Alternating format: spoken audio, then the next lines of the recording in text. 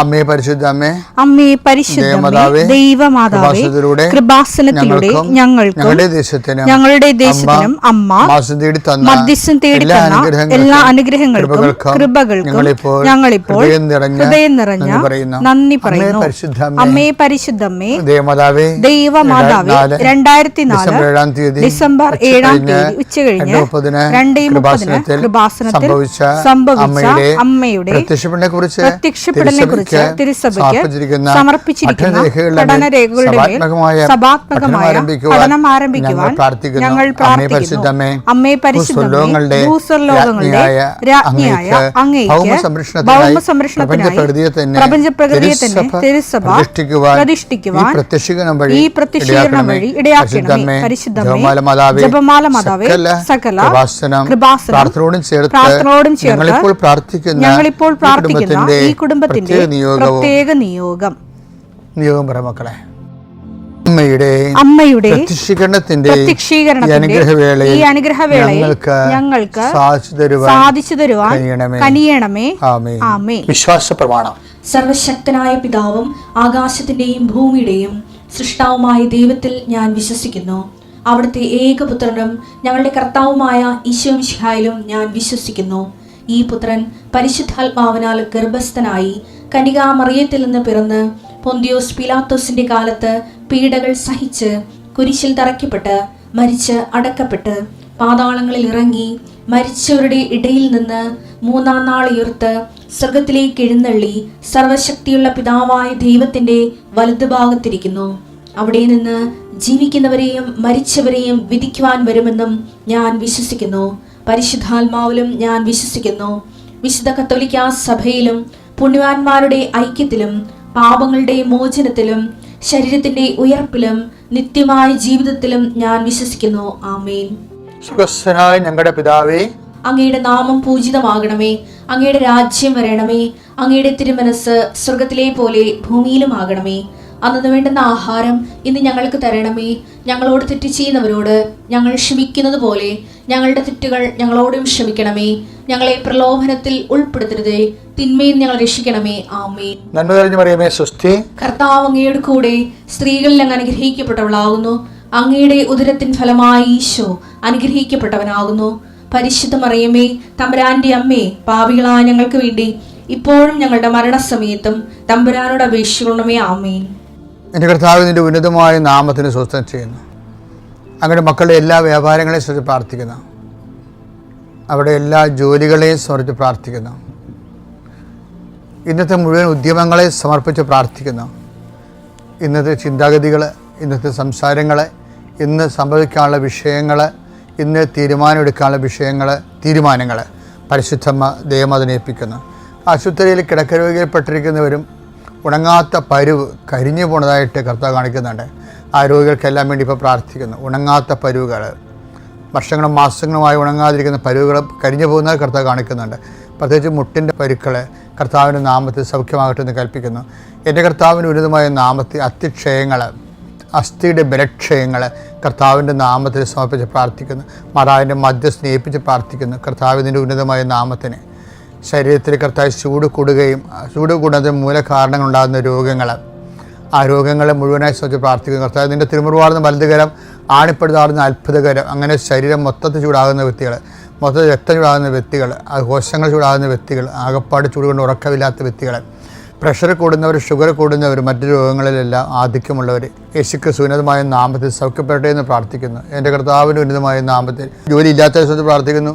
ജോലിക്ക് വേണ്ടി പരിശ്രമിക്കുന്ന ദിവസം പ്രാർത്ഥിക്കുന്നു. പരിശ്രമിച്ചിട്ടും പേർത്തും കർത്താവെ, അങ്ങനെ അവരുടെ ഉദ്യമങ്ങൾ എല്ലാം അവതാളത്തിലാവുകയും നഷ്ടപ്പെടുകയും ചെയ്യുന്നവർ, അതിന് ഫലപ്രാപ്തി കാണാതെ മനസ്സിടിഞ്ഞു പോയവർക്ക് വേണ്ടി പ്രാർത്ഥിക്കുന്നു. കർത്താവ് ഓരോ ഉദ്യമങ്ങൾ, ഓരോ പരീക്ഷകൾ, ഓരോ ഇൻ്റർവ്യൂകൾ അവരെ തോറ്റെന്ന് കേൾക്കുമ്പോൾ അവരെക്കുറിച്ച് തന്നെയുള്ള ആത്മവിശ്വാസം നഷ്ടപ്പെടുകയും, അതേസമയം കർത്താവ് ഉടമ്പടിയുടെ ശക്തിയിൽ നോട്ട് ബൈ മെറിറ്റിൽ ബട്ട് ബൈ ഗ്രേസ് വർക്ക് ചെയ്യുന്ന ഉടമ്പടി ദൈവത്തിൻ്റെ കൃപയിൽ അമിതമായി ആശ്രയിച്ചുകൊണ്ടും അടിസ്ഥാനപരമായി ആശ്രയിച്ചുകൊണ്ടും കർത്താവിൻ്റെ കൃപയെ ആർജിക്കാൻ ആവശ്യമായ ജീവിത രീതിയെ പുനഃക്രമീകരിച്ചുകൊണ്ടും സുവിശേഷമായി ജീവിക്കാൻ വേണ്ടി ആത്മീയ കൃപയ്ക്ക് വേണ്ടി പ്രാർത്ഥിക്കുന്നു.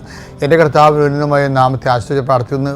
വീട്, അതുതന്നെ പാർപ്പിടം, അതിൻ്റെ കേടുപാടുകൾ, അതുമൂലം ഉണ്ടാകുന്ന അറ്റകുറ്റപ്പണികൾ, വീടുള്ളതും ഇല്ലാത്തതും ഒരുപോലെ ആകുന്ന രീതിയിലുള്ള ചോർച്ചകൾ, അതിന് റിപ്പയർ ചെയ്യാൻ മാർഗമില്ലാത്തവർ, അതിന് ചെയ്യാതെ ഞാൻ ഭാഗോടപടി നടക്കാത്ത കുടുംബങ്ങൾ, അതിൻ്റെ പേരിൽ ആർക്കും തറവാടിനോട് താല്പര്യമില്ലാത്തവൻ്റെ പേരിൽ ആരും കാശ് മുടക്കാതെ ഇട്ടിരിക്കുന്ന കുടുംബങ്ങൾ, ദ്രവിച്ചുകൊണ്ടിരിക്കുന്ന തറവാടുകൾ, അത് താമസിക്കുന്നതിന് വരുന്ന രൂപമക്കൾ, അവരുടെ മാനസിക അവസ്ഥകൾ എല്ലാം സമർപ്പിച്ച് പ്രാർത്ഥിക്കുന്നു. കർത്താവ്, ഈ ഇരുട്ടുമൂടി കിടക്കുന്ന കുടുംബങ്ങൾ, മാനസികമായിട്ട് ഇരുട്ടുമൂടി കിടക്കുന്ന കുടുംബങ്ങൾ, സാമ്പത്തികമായി ഇരുട്ടുമൂടി കിടക്കുന്ന കുടുംബങ്ങൾ, പരസ്പര ബന്ധവും സ്നേഹവും ഇല്ലാതെ എവിടെയെങ്കിലും പോയാൽ മതി, വിറ്റ് ചുട്ട് കളഞ്ഞാൽ മതി, ഇന്ന് വിറ്റ് കിട്ടിയാൽ മതി എന്നൊക്കെ പറഞ്ഞുകൊണ്ട് ഇങ്ങനെ വല്ലാത്ത രീതിയിൽ അങ്ങോട്ടും ഇങ്ങോട്ടും കുറ്റം പഴിചാരി ഭാരപ്പെടുന്ന വ്യക്തികളുടെ ജീവിതം കർത്താവിൻ്റെ കുരിശ് ഞാൻ ആ ഭവനത്തിന് ബാധക നാട്ടുന്നു.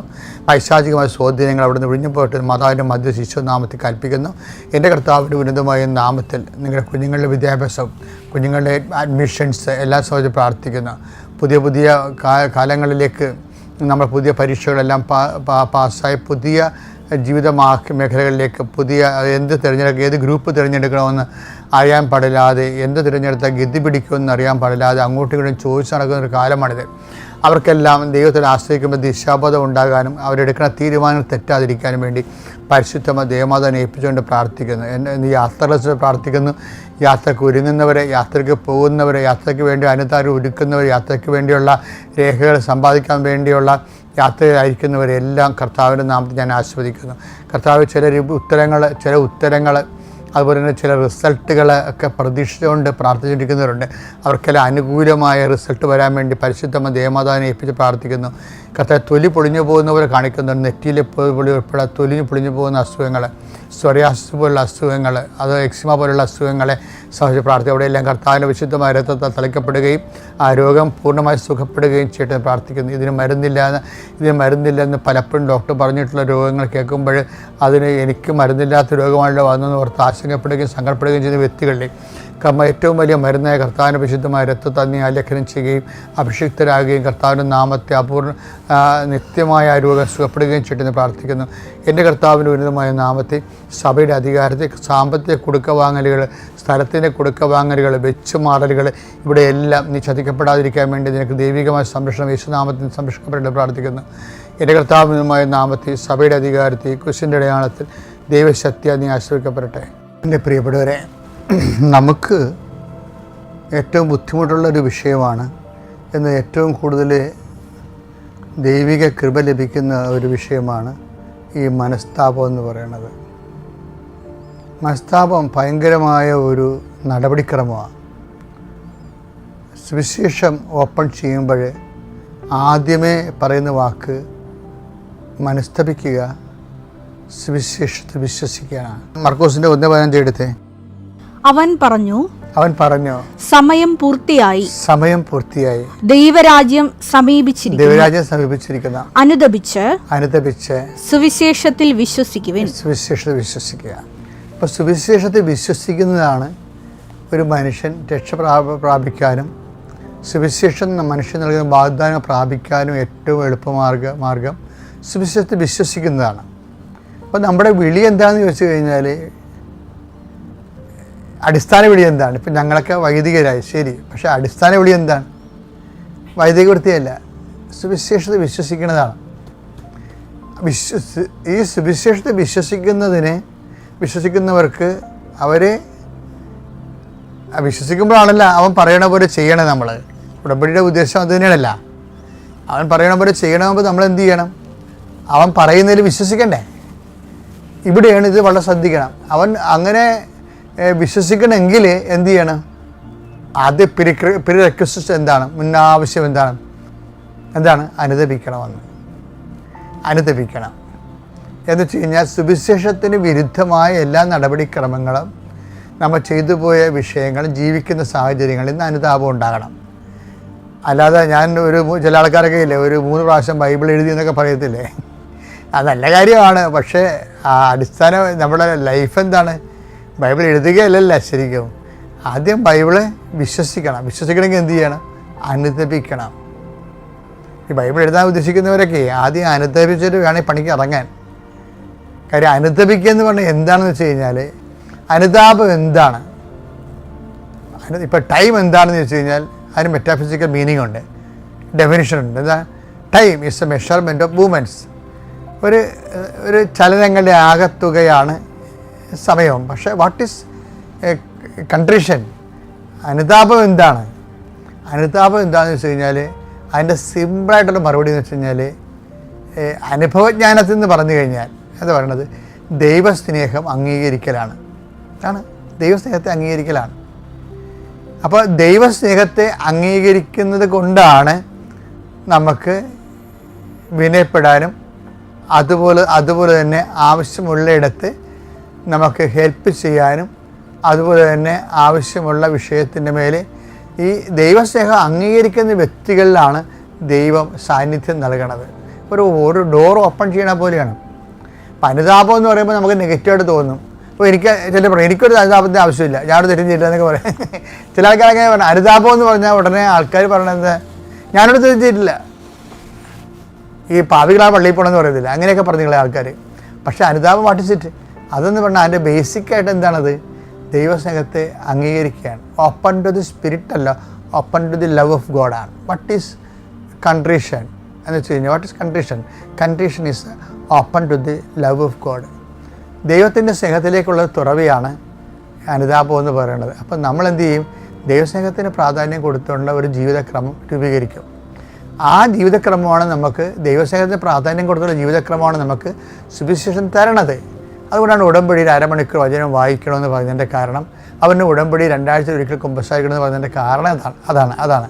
അപ്പോൾ അതനുസരിച്ച് ജീവിക്കുന്നവരുടെ ഉടമ്പടി സാക്ഷ്യങ്ങൾ കണ്ടില്ലേ? അത് ഞെട്ടിപ്പിക്കുന്ന സാക്ഷ്യങ്ങളാണ്. കാര്യം ദൈവതിരുസന്നിധിയിൽ ദൈവത്തോട് സത്യസന്ധരായിരിക്കുക എന്നുള്ളതാണ് ഏറ്റവും വലിയ ഒരു ദൈവവിളി എന്ന് പറയണം നമുക്ക്. അതായത് ഏറ്റവും വലിയ ദൈവവിളി എന്ന് വെച്ച് കഴിഞ്ഞാൽ എന്താണ്? ദൈവത്തോട് സത്യസന്ധരായിരിക്കുക. അപ്പോൾ ദൈവത്തോട് സത്യസന്ധരായിരിക്കുമ്പോൾ നമുക്ക് എല്ലാ വിഷയങ്ങളോടും സത്യസന്ധത പുലർത്തേണ്ടി വരും. അപ്പോൾ അതുകൊണ്ട് തന്നെ ഈ ദൈവസ്നേഹത്തിനെതിരായിട്ടുള്ള എലമെൻറ്റ്സ് നമ്മൾ എടുത്ത് പെറുക്കി കളയണമല്ല, ഓട്ടോമാറ്റിക്കായിട്ട് നമ്മുടെ ഹൃദയത്തിൽ നിന്ന് പോകണത് ഓട്ടോമാറ്റിക്കായിട്ട്. അങ്ങനെ പോകുമ്പോഴാണ് വലിയ വിപത്തുകളൊക്കെ വരുമ്പോൾ നമ്മൾ പല പ്രശ്നങ്ങളൊക്കെ ആൾക്കാർ പറയുമ്പോൾ നമ്മൾ മിണ്ടാതിരിക്കും. എന്ന് വെച്ചാൽ എന്താ മിണ്ടാതിരിക്കുന്നതിൻ്റെ കാരണം? അമ്മ അങ്ങനെയായിരുന്നു, ആവശ്യമില്ലാത്ത എല്ലായിടത്തും അയാൾ സംസാരിക്കുന്നത്, ആവശ്യമുള്ളവന് പോലും സംസാരിക്കത്തില്ല. അത് മിണ്ടാതിരിക്കുക എന്ന് വെച്ചാൽ കാലാന്തരത്തിൽ ശരിയായിക്കോളും. അവർക്ക് വേണ്ടി പ്രാർത്ഥിക്കും അവർക്ക് വേണ്ടി പ്രാർത്ഥിക്കുക. ഇപ്പം തന്നെ ശരിയാക്കി കളയാമെന്ന് വെച്ച് കഴിഞ്ഞാൽ അങ്ങനെ ശരിയാകത്തില്ല. കാര്യം അവർ നമ്മൾക്ക് പ്രാർത്ഥിക്കാനൊരു അവസരമാണ് അവർ തരണത്. നമ്മളെ മനസ്സിലാക്കാത്തവർ നമ്മൾ ഈശോ എന്താ പറഞ്ഞിരിക്കുന്നത്? കഴിഞ്ഞ പ്രാവശ്യം നമ്മൾ കണ്ടില്ലേ? നമ്മൾക്ക് ബുദ്ധിമുട്ടുകൾ ഉണ്ടാക്കുന്നവരാരാണ്? അവർ നമ്മളെ മനസ്സിലാക്കേണ്ടതുപോലെ മനസ്സിലാക്കാൻ പറ്റാത്തവരാണ്. അതാണ് ഈശോ പറയണത്. അവർ ചെയ്യുന്നത് എന്തെന്ന് അവരെ അറിയുന്നില്ല, അവർക്ക് എന്നെ മനസ്സിലാകുന്നില്ലെന്ന് പറഞ്ഞതിൻ്റെ കാര്യം. അവർക്ക് അതിൻ്റെ മനസ്സിലാകുന്നില്ലെന്നാണ് പറയണത്. അപ്പോൾ അതുകൊണ്ട് എന്ത് ചെയ്യണം? അവർ ക്ഷമിക്കണമേ. അതുകൊണ്ട് ഞാൻ പറഞ്ഞത് അനുതാപം എന്ന് പറയുന്നത് openness to the love of ഗോഡാണ്. ദൈവത്തിൻ്റെ സ്നേഹത്തിലേക്ക് അവരെ ഏൽപ്പിച്ചു കൊടുക്കുന്നതിന് വേണ്ടിയുള്ള ഒരു മനസ്സൊരുക്കമാണ്. എന്ന് വെച്ച് കഴിഞ്ഞാൽ ഇതൊക്കെ ഒരു ബേസിക് സ്പിരിച്വാലിറ്റിയുടെ ഭാഗമാണ്. അപ്പോൾ അതുകൊണ്ട് ചില കാര്യങ്ങൾക്ക് ആവശ്യമില്ല ടെൻഷൻ അടിക്കേണ്ട കാര്യമില്ല. അനുദപിക്കാൻ വേണ്ടി കിട്ടുന്ന അവസരങ്ങളും ദൈവസ്നേഹത്തിൽ നിറയാൻ എല്ലാ പ്രതികൂല അവസരങ്ങളും ആ പ്രതികൂലങ്ങളെല്ലാം അനുകൂലമാക്കണത് ആ മേഖലയിൽ അതിൻ്റെ കറസ്പോണ്ടിങ് ആയിട്ടുള്ള ലവ് ഓഫ് ദൈവസ്നേഹം കൊണ്ട് നമ്മൾ നിറയുമ്പോഴാണ്. അപ്പോൾ ഒരു നല്ല ദിവസം നിശ്ചയിക്കുകയാണ്. ഇന്ന് ചെയ്യുന്ന എല്ലാ കാര്യങ്ങളിലും ദൈവസ്നേഹം തന്നെ നിറയാൻ വേണ്ടി പ്രത്യേകമായിട്ട് പരിശ്രമിച്ച് മുന്നോട്ട് പോവുക. അതിനാണ് ഈ അനുതാപം എന്ന് പറയുന്നത്. അല്ല, അനുതാപം എന്ന് കേൾക്കുമ്പോൾ നെഗറ്റീവ് ചിന്തിക്കേണ്ട കാര്യമില്ല, അത് പോസിറ്റീവാണ്. ദൈവസ്നേഹം കൊണ്ട് നിറയാൻ വേണ്ടിയുള്ള നമ്മുടെ തീരുമാനത്തിൻ്റെ പേരാണ് അനുതാപം. എൻ്റെ പേര് ലിജി ജോസ്. ഞാൻ അങ്കമാലിക്കടുത്ത് കറുകുറ്റി പന്തയ്ക്കൽ മദർ തെരേസ ഇടവകയിൽ നിന്ന് വരുന്നു.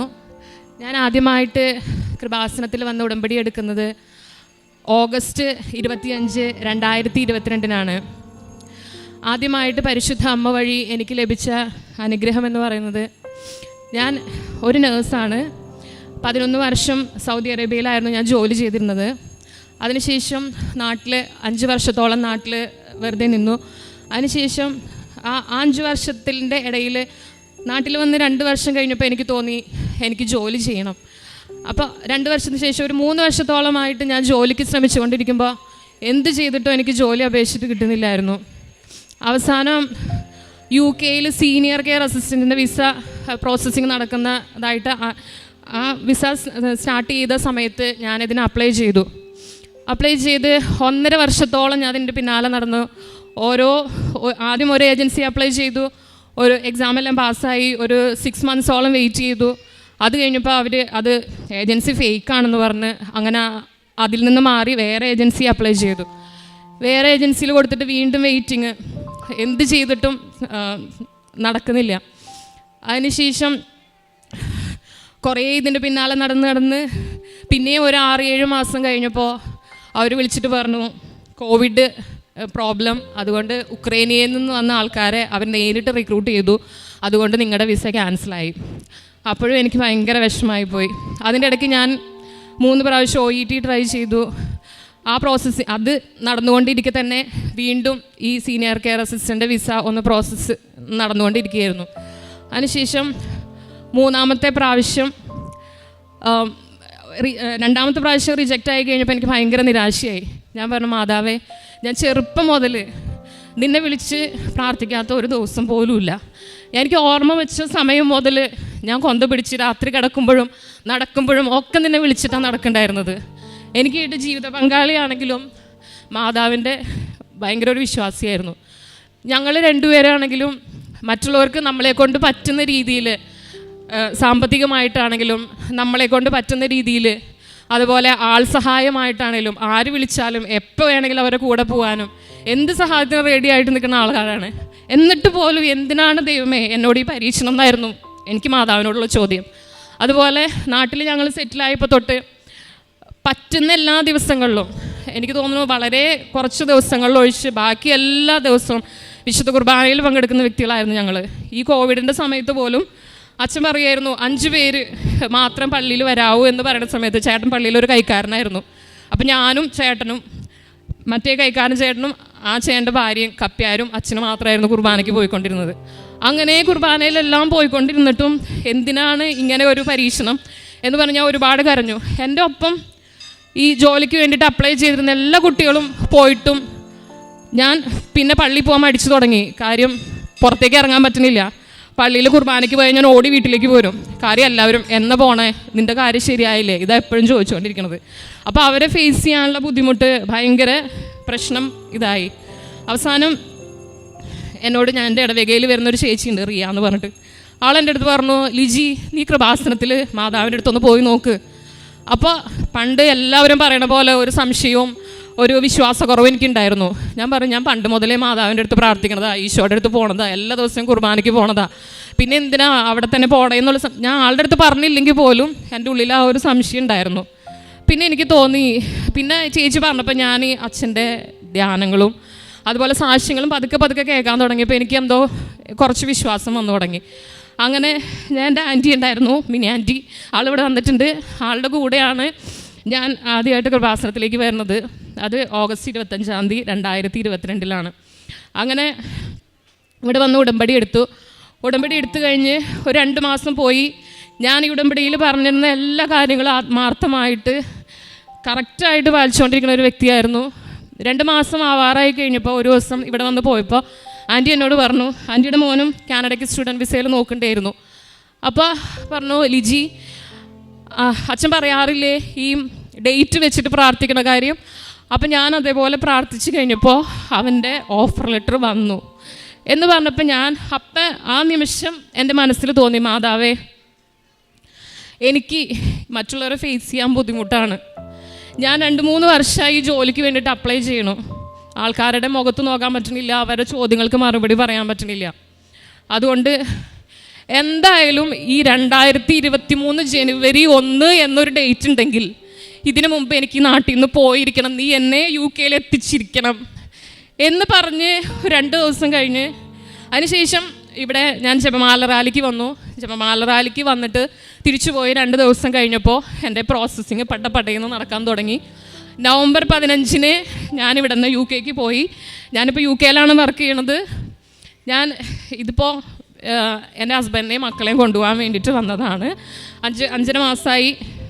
മിനിയാന്ന് 6 മാസമായി ഞാൻ UK പോയിട്ട്.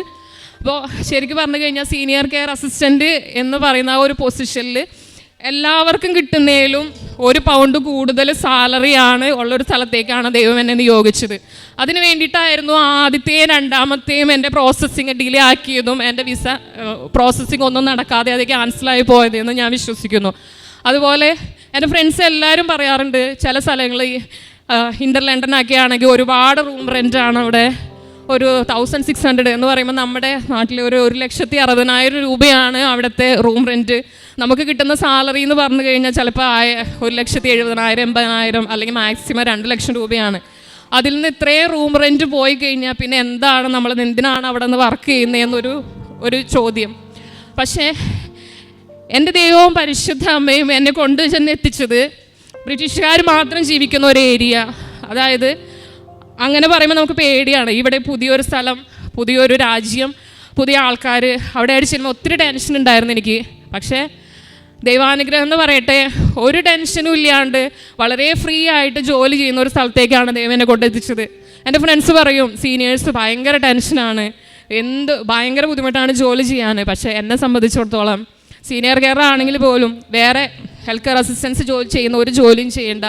ശരിക്കും നഴ്സുമാരെ എങ്ങനെ ജോലി ചെയ്യുന്നു ആ ഒരു സെയിം ജോലി തന്നെയാണ് ഞാൻ ചെയ്യുന്നത്. പിന്നെ അതുപോലെ റൂം റെൻറ്റിൻ്റെ കാര്യം പറഞ്ഞപ്പോൾ അവിടെ എൻ്റെ ഫ്രണ്ട്സ് കൊടുക്കുന്നത് ഒരു ബെഡ്റൂമിന് 800 പൗണ്ട്സ് കൊടുക്കുന്നിടത്ത് 3 ബെഡ്റൂമിന് ഞാൻ 450 പൗണ്ട്സാണ് കൊടുക്കുന്നത്. അതൊക്കെ എനിക്ക് ഭയങ്കര സന്തോഷത്തോടെ ഈ ആൾക്കാരുടെ മുമ്പിൽ എന്ന് പറയാനായിട്ട് കഴിയും. വിസയുടെ പ്രോസസ്സിങ് ആണെങ്കിലും ഹസ്ബൻഡും കുട്ടികളുടെ യാതൊരു തടസ്സം കൂടാതെ നടന്നു. ഇപ്പോൾ എൻ്റെ ഫ്രണ്ട് പറഞ്ഞിട്ട് ഞാൻ ആ വിസയുടെ ഏജൻസിക്കാർ കൊടുത്തപ്പോൾ അവർ വേറെ കുറേ പേപ്പേഴ്സ് ആളുടെ അടുത്ത് ചോദിക്കുന്നുണ്ട്. പക്ഷെ ഞാൻ ചോദിച്ചപ്പോൾ ഈ പേപ്പേഴ്സ് ഒന്നും ആവശ്യമുണ്ടായിരുന്നില്ല. പെട്ടെന്ന് തന്നെ എൻ്റെ വിസ റെഡിയായി. പിന്നെ വേറെ ഒരു അനുഗ്രഹം എന്ന് പറഞ്ഞു കഴിഞ്ഞാൽ ഒരു 23 വർഷമായിട്ട് ഞാൻ നഴ്സിംഗ് പഠിച്ചുകൊണ്ട് സെക്കൻഡ് ഇയർ ആയിരിക്കുന്ന സമയത്താണ് എൻ്റെ സ്കിന്നിലൊക്കെ ഒരു അലർജി പോലെ വരുമായിരുന്നു. അതിപ്പോൾ സോപ്പ് എടുക്കുമ്പോഴും ഡ്രൈ ആകുമ്പോഴൊക്കെ ഒത്തിരി കൂടുതലാകുമായിരുന്നു. അപ്പോൾ ശരിക്കും പറഞ്ഞു കഴിഞ്ഞാൽ വലത്ത് കയ്യിൽ എല്ലാ ജോയിൻസിലും ഈ കൈയുടെ എല്ലാ ജോയിൻസിലും ഇങ്ങനെ ചെറിയ സ്കിൻ പീല് പോലെ വരുമായിരുന്നു. ഒരു 5-6 വർഷമായിട്ട് ഈ വലത്ത് കാലത്തിൻ്റെ പാദത്തിൻ്റെ മുകളിലായിട്ട് ഇവൻ നമ്മൾ ഷൂ ഇട്ടാൽ പോലും അവിടെ ഒരു സ്കിൻ പീല് കാണാൻ പറ്റുമായിരുന്നു. അപ്പോൾ എനിക്ക് ഭയങ്കര ബുദ്ധിമുട്ട്, ആൾക്കാർ കാണുമ്പോൾ ഭയങ്കര ബുദ്ധിമുട്ട്. അപ്പോൾ ഞാൻ ബാൻഡേഡൊക്കെ വെച്ച് നടക്കുമായിരുന്നു. അതെപ്പോഴും അല്ല, മെഡിസിൻ പുരട്ടുമ്പോൾ അത് പോവും, അതിന് ശേഷം വീണ്ടും കുറച്ച് ദിവസം കഴിയുമ്പോൾ തിരിച്ചു വരുമായിരുന്നു. അപ്പോൾ ഇവിടെ വന്ന് പ്രാർത്ഥിച്ച് കഴിഞ്ഞ സാക്ഷ്യങ്ങളൊക്കെ കേട്ട് കഴിഞ്ഞപ്പോൾ ഞാൻ അച്ഛൻ പറയുന്ന പോലെ തന്നെ ഉടമ്പടി തൈലും ഉപ്പൊക്കെ പറ്റാറുണ്ടായിരുന്നു. അത് കഴിഞ്ഞിട്ട് അതിൽ വലിയ വ്യത്യാസമൊന്നും കാണുന്നില്ല. അപ്പോൾ ഞാൻ പറഞ്ഞു ദൈവമേ ഇതെന്താണാവോ, എല്ലാവർക്കും അത്ഭുതങ്ങൾ മാറുന്നുണ്ട്. അപ്പോൾ ഞാനൊരു സാക്ഷ്യം കണ്ടു. ഞാൻ ആ കുട്ടിയുടെ പേരൊന്നും എനിക്ക് ഓർമ്മയില്ല, ഒരു കുഞ്ഞു കുട്ടിയാണ്. ആളുടെ അമ്മയാണ് കൊച്ചിന് വേണ്ടിയിട്ട് സാക്ഷ്യം പറയണത്.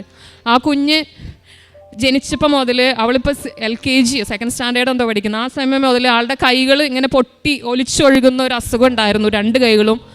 അപ്പോൾ കൊച്ചു സ്കൂളിൽ ചെന്നിരിക്കുമ്പോൾ എല്ലാവരും അവളെ കളിയാക്കുന്നു, അവൾക്ക് അതുകൊണ്ട് മാനസികമായിട്ടുള്ള ഭയങ്കര ബുദ്ധിമുട്ട്.